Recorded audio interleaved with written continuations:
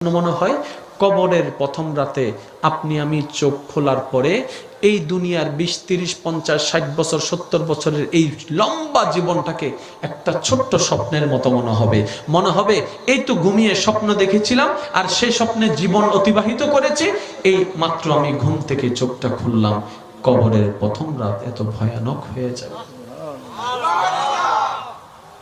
কোন দলে থাকবেন?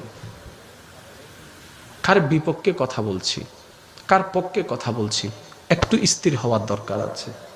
এখন কবরের মধ্যে আমি অসহায়, ডাকলাম সবাইকে, মা আসো, বাবা আসো, সবাই বলছে আই ডোন্ট নো, চিনি না তোমাকে। মা বলে চিনি না, বাবা বলে চিনি না, মা ভয় লাগে, আসো না, একটু থাকো না। আচ্ছা কবরে না আসো, অন্তত পারতে বসে থাকো। বাবা কবরে আসিও না, স্বামী কবরে আসিও না, ভাই কবরে আসিও না, বন্ধু কবরে আসিও না, ঠিক আছে